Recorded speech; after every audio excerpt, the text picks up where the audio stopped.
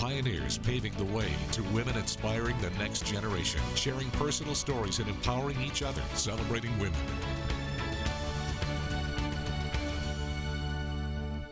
March is Women's History Month, and WNCT is highlighting women who are making an impact here in the East. I'm Maria Satira. And I'm Shayla Reeves. 9 at Your Side is encouraging women to celebrate each other, and some women here in the East are doing just that. WNCT's Courtney Allen spoke with several successful women in all different fields about their accomplishments and obstacles.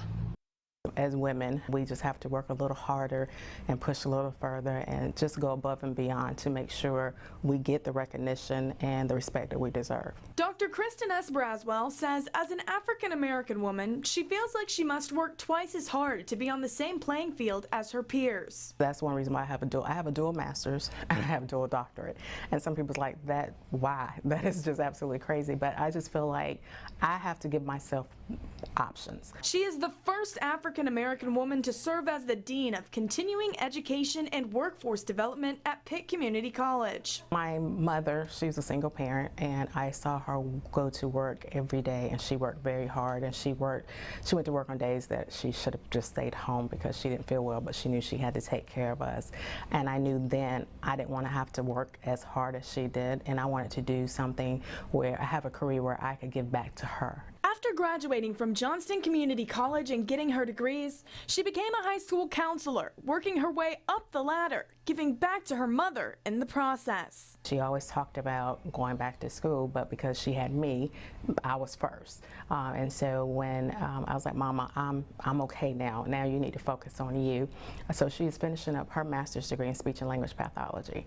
And she tells me now that she's almost finished. I would have never done this if it wasn't for you. Braswell pushes Pitt Community College students the same way she pushes her mother. Despite her accolades, she says being a woman in the workplace has its challenges. Gaining the respect of maybe all the people that you supervise. Sometimes that is challenging being a woman. It's changing. I see more opportunities now for women. The presence of women in the profession has grown, and that's a wonderful thing to see, is that there are more female lawyers. Carolyn Peacock is another woman in the East making strides in her field.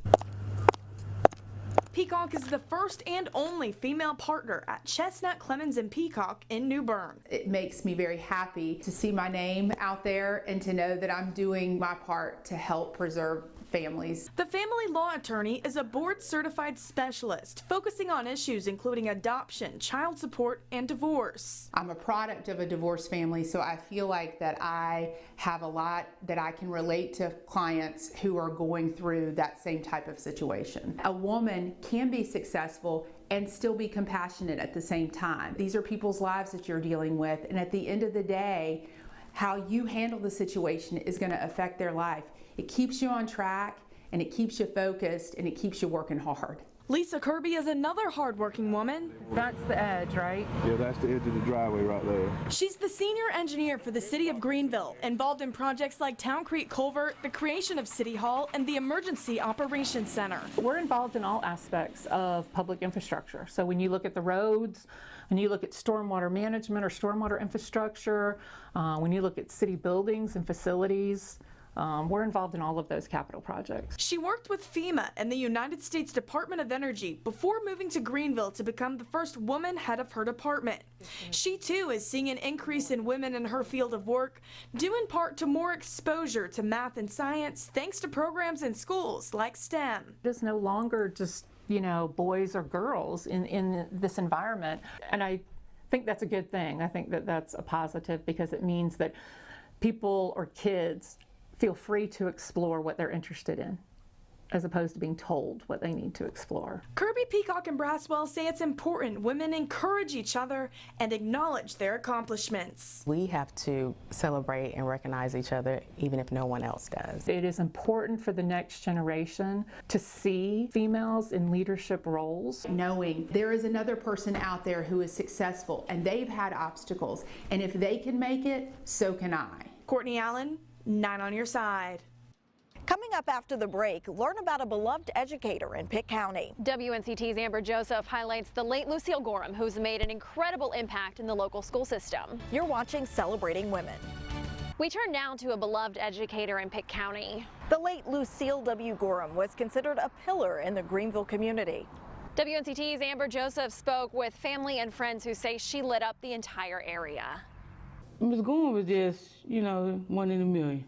A woman leaving a lasting impact on so many lives in Greenville. I would see her, and she always saw her with a smile. I don't think I ever not seen her with a smile. The late Lucille Gorham was a beloved teacher at St. Gabriel's Catholic School in Greenville. Miss Lucille was also the first African-American woman to serve on the Pitt County Board of Education in 1969. Intellectual, classy, helpful, direct, educational progress. She always wanted all of us to go to school. Her son, Charles Gorham, remembers his mother as a leader in the community. She was the matriarch of the community. She walked up to that church every day. She was the playground coordinator up there. She was aware that our community needed a role model, and she tried to be that. By helping young people grow, like Bardina Harrington. If you were doing something wrong, she would correct you.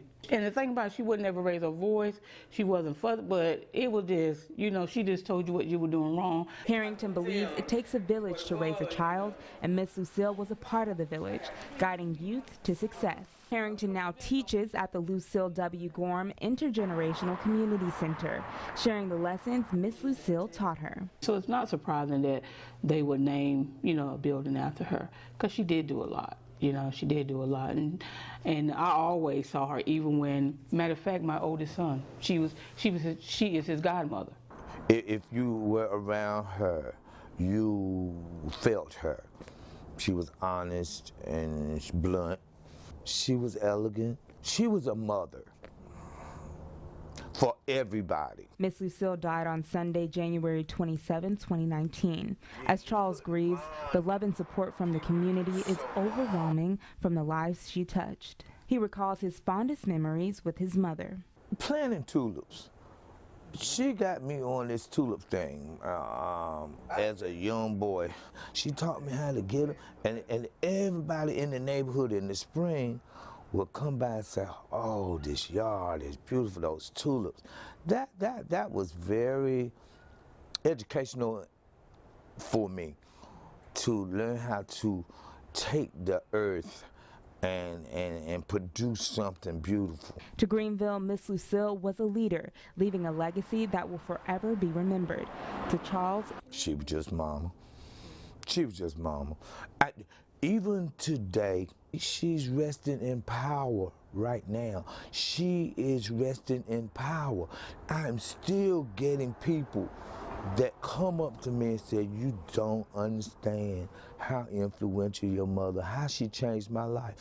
As we continue celebrating women, we learn about a faith leader in Pitt County. Bishop Rosie O'Neill has been in the ministry for decades at Koinonia Fellowship of Churches and Ministries. Coming up after the break, WNCT's Angie Casada sits down with the bishop to find out how faith helped her become the woman she is today.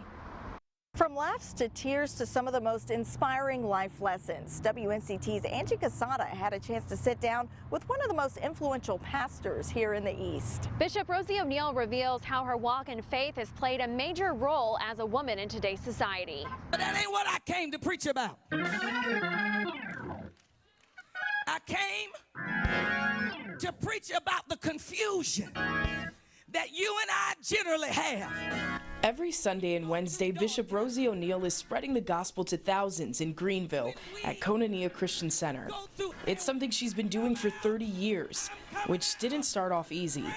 What challenges did you face going into the ministry and decided to follow through? First of all, my family. Now, my grandfather, who was my pastor, he was actually very settled. I remember him sitting there, he used to have big cheeks. He said, "Well, Baptists don't believe in women preachers." And it's just quick as a flash, which the Lord said he will do this for you. I said, "Well, I don't answer to Baptists, I answer to God." And somehow that settled him. Now, my mom was still crying. She just couldn't believe it. Despite the doubt, O'Neill didn't give up. Born in Germany, placed in an orphanage, then adopted, O'Neill reflects on her upbringing in Charlotte, knowing she was different. Growing up for me was challenging because I was always in between all the worlds. I was mixed, I was in between.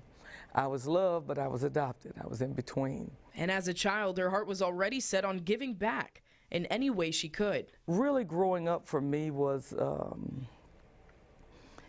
deeply reflective time. I always had a heart to give. I would steal from my parents and give it to poor people at school. That desire led her to Greenville. I came to ECU because of the gospel choir, of all reasons. And on an early Wednesday morning was when O'Neal knew her life would change forever. I heard him talk to me on August 31st, 1983. He said, "So what are you going to do?" And I knew he was talking about the call to ministry. O'Neal took a leap of faith in the voice she heard. But that morning, I recognized that God is God, and he's not to be played with, and that his plan, really I should follow that, because he has my best interests. O'Neal then met her soon-to-be husband, Taurus, at a Bible study. They have 2 sons. I think if we're going to be great, we have to be true to ourselves and our God. I don't think you can be great without that. You need to spend some time focusing on everything he's done for you. O'Neal's determined to make the most of her time and live out her purpose. I got a limited amount of time. How much time do I want to spend being who you think I should be, as opposed to who I am?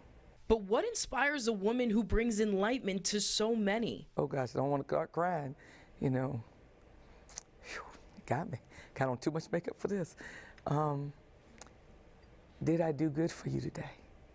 You know, did I push aside my own issues and thoughts and what I want enough to reach out to somebody else? Through her own adversities, O'Neal lives her life dedicated to elevating and expanding the minds of each person she meets. I believe in the joy that God gives us, and I want to see people live that way, because we've got a limited amount of time down here.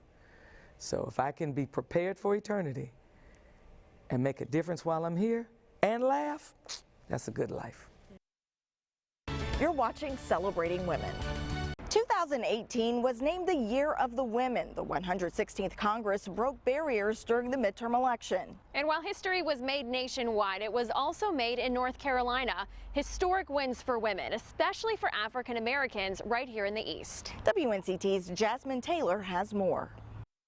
I watched the guys going out, and I watched the cases they were working, and I watched all of the things and the stories they told, and I wanted to be out there, and I knew then that was my niche. After more than 20 years in law enforcement, Paula Dance made history, becoming the first African-American sheriff in Pitt County and the first female sheriff in our state.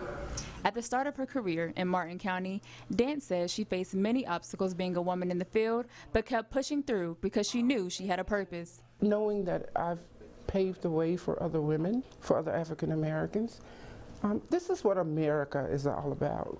Race, gender, all of that aside, I am America. There may be a ceiling, but ceilings are meant to be broken. I did. I cannot believe this. Like, this is truly amazing. I still go home and sometimes I'm like, Wendy, you are a district court judge. District Court Judge Wendy Hazelton has been in her position for more than 2 years now. Hazelton was elected during the 2016 election and became the first African-American District Court Judge in Pitt County. Growing up in the town of Windsor, she says her family not only inspires her, but molded her into the woman she is today.